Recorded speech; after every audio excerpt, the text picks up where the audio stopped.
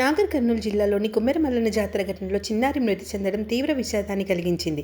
ఈ ఘటనపై జిల్లా ఎస్పీ ప్రెస్ మీట్ నిర్వహించి వివరాలు వెల్లడించారు. ఘటనకు సంబంధించిన అంశాలపై దర్యాప్తు కొనసాగుతోందని తెలిపారు. బాధ్యులపై కఠిన చర్యలు తీసుకుంటామని ఎస్పీ స్పష్టం చేశారు. ప్రజల అపోహలకు లోను కాకుండా అధికారిక సమాచారాన్ని మాత్రమే విశ్వసించాలని సూచించారు. శ్రీనివాస్ రెడ్డి డబ్బు అడగడం మరియు వారిని ఆపడం జరిగింది అని చెప్పారు. దర్శనం కోసం డబ్బు ఇవ్వలేని చెప్పినప్పుడు ఇవ్వలేదని చంద్రకళ చెప్పగా శ్రీనివాస్ రెడ్డి వారితో వివాదం చేసి అశ్లీల్ భాషలో తిట్టడం జరిగింది.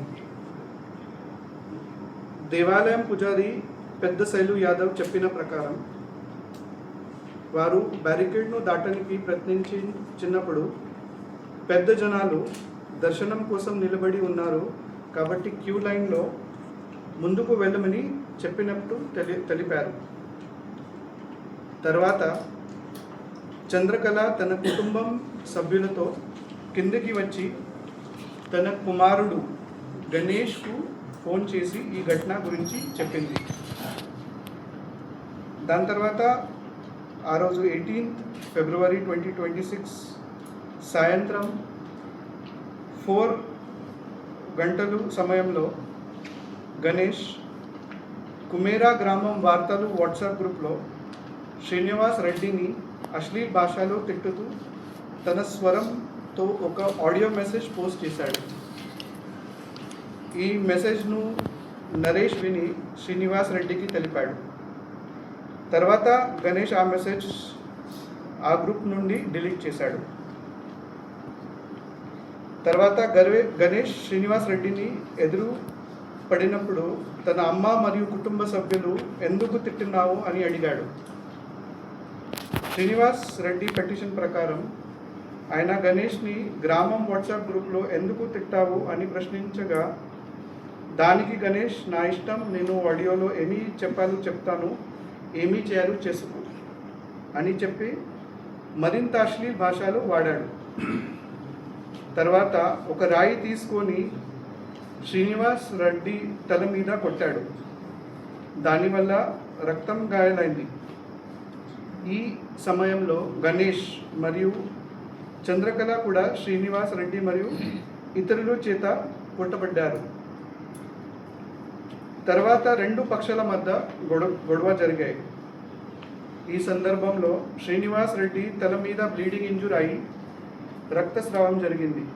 దీన్ని చూసి ఇతరులు గణేష్ని కూడా కొట్టారు. ఈ గణేష్ తన పిటిషన్లో శ్రీను, మధు, సతీష్ రెడ్డి, పవన్, కన్ని, శ్రీకాంత్ రెడ్డి మరియు నరేష్ అన్ని పేర్లు చెప్పాడు. గణేష్ నుండి డయల్ 100 కాల్ వచ్చింది. పోలీస్ వెంటనే రెస్పాండ్ అయ్యారు. తర్వాత 2 పక్షాలు పోలీస్ స్టేషన్కి వచ్చి పిటిషన్ ఇవ్వడం జరిగింది.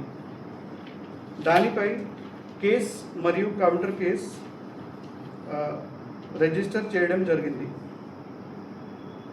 18 అది ఇప్పుడు ఫస్ట్ పిటిషన్ గురించి మాట్లాడతారు. 18 ఫిబ్రవరి 2026 రాత్రి 8:30 గంటల సమయంలో ఉండ్యాల శ్రీనివాస్ రెడ్డి ఏజ్ 42 కుమెరా గ్రామం రైతు ఒక కంప్లైంట్ ఇచ్చాడు. ఆయన చెప్పిన ప్రకారం దేవాలయం జాతర సమయంలో క్యూ మేనేజ్మెంట్ చేస్తున్నప్పుడు 2 మహిళలు చిలకేశ్వరి, చంద్రకళ ఎలియాస్ చాకలి కారెమ్మ మరియు బూరమ్మ లైన్ను దాటినికి ప్రయత్నించారు. వారిని ఆపగా వారు ఆయనని తిట్టుకొని వెళ్ళిపోయారు అని చెప్పాడు. తర్వాత బూరమ్మ బావ కుమారుడు సి గణేష్ గ్రామం వాట్సాప్ గ్రూప్లో అశ్లీల్ ఆడియో పోస్ట్ చేశాడు అని చెప్పాడు. తర్వాత శ్రీనివాస్ రెడ్డి దాని గురించి ప్రశ్నించగా గణేష్ ఆయన తల మీద రాయితో కొట్టాడు అని రక్తం పారిందని చెప్పాడు. అలాగే గణేష్ బంధువులు ఆశీర్వాద్ మరియు కీర్తి ఆయనని కళ్ళలో మరియు రాయిలతో కొట్టారు అని ఆరోపించారు. ఈ సంబంధంలో crime number 53/2026 under section 118(1), 352 read with 3 BNS కింద కేసు నమోదు చేసి PS Nagar Kurnool SHO investigation ప్రారంభించారు. అదే రాత్రి 9:30 గంటల సమయంలో చాకాలి గణేష్ శ్రీనివాస్ రెడ్డి మరియు ఇతర 7 మంది శ్రీను, మధు, సతీష్ రెడ్డి, పవన్, కన్ని, శ్రీకాంత్ రెడ్డి మరియు నరేష్ మీద గణేష్ పిటిషన్ ఇచ్చాడు. వారు తన మరియు తన అమ్మ చంద్రకళను దాడి చేశారు అని చెప్పాడు. అలాగే శ్రీనివాస్ రెడ్డి తన అమ్మ చంద్రకళ మరియు అత్త బూరమ్మను అశ్లీల్ భాషలో తిట్టాడు అని చెప్పాడు. ఆరోపణలు నాన్ కాగ్నిజబుల్ కావటంతో జనరల్ డైరీ ఎంట్రీ చేసి కోర్టు అనుమతితో crime number 66 of 2026 under section 115(2), 352 read with 35 BNS కింద కేసు నమోదు చేసి PS Nagar Kurnool SHO investigation ప్రారంభించారు. తర్వాత గణేష్ మరియు తన అమ్మ మెడికల్ పరీక్ష గవర్నమెంట్ హాస్పిటల్ నగర్ కర్నూలులో జరిగింది. రిపోర్ట్ ప్రకారం వారికి సాధారణ దెబ్బలు ఉన్నాయి. 18 ఫిబ్రవరి 2026 పిటిషన్లో గణేష్ భార్య మరియు పాపపై ఫిజికల్ అసాల్ట్ గురించి ఏమీ ప్రస్తావన లేదు.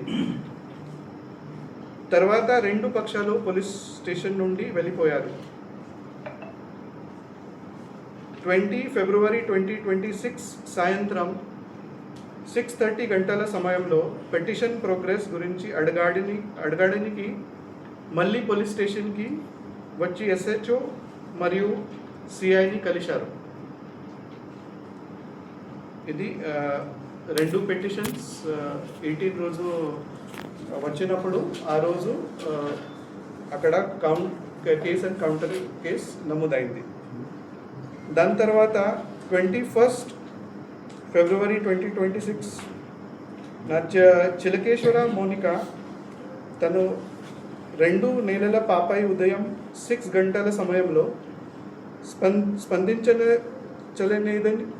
లేదని నగర్ కర్నూలు హాస్పిటల్కి తీసుకెళ్లగా బ్రాడ్ డెడ్ అని డాక్టర్ డిక్లేర్ చేశారని తెలిపింది.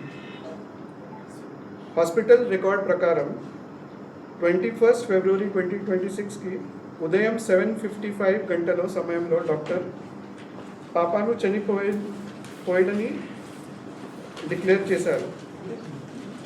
హాస్పిటల్ రికార్డ్ ప్రకారం కుటుంబం మెడికో లీగల్ కేస్ మరియు పోస్ట్మార్టం ఎగ్జామినేషన్కి ఒప్పుకోలేదు అని పాప తండ్రి గణేష్ తల్లి మోనికా సంతకాలు చేశారు.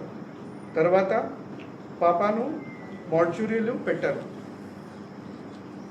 ఉదయం 8:30 గంటల సమయంలో కుటుంబం సభ్యులు అందరూ పోలీస్ స్టేషన్కు వచ్చి పాప మృతి గురించి తెలిపారు.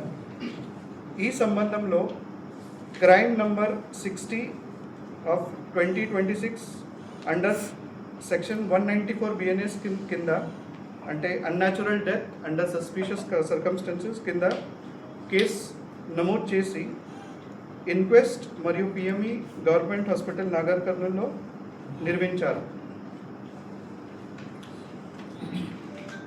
పోస్ట్మార్టం ప్రిలిమినరీ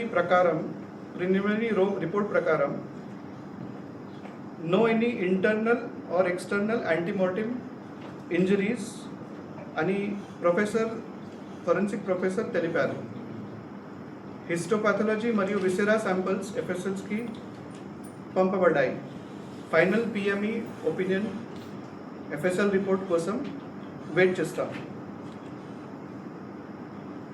సో ఆ రోజు మార్నింగ్ జరిగిన ఇన్సిడెంట్ తర్వాత ఈ 194 BNS కింద ఒక కేసు నమోదైంది. Medical history of the baby according to government hospital Nagar Kurnool పాప 31st వీక్లో ప్రీమెచ్యూర్గా తక్కువ జన్మ వెయిట్తో 1.44 kgలో 21 డిసెంబర్ 2025లో పుట్టింది. రెస్పిరేటరీ డిస్ట్రెస్ వల్ల NICUలో పెట్టారు. దాని తర్వాత ఇమీడియట్గా నిలోఫర్ హాస్పిటల్ హైదరాబాద్కి రెఫరల్ చేసి అక్కడ దాదాపుగా 30 రోజులు ట్రీట్మెంట్ ఇచ్చారు. ఈ హాస్పిటల్ రికార్డ్ నగర్ కర్నూలు తర్వాత నిలోఫర్ హాస్పిటల్ రికార్డ్ ప్రకారం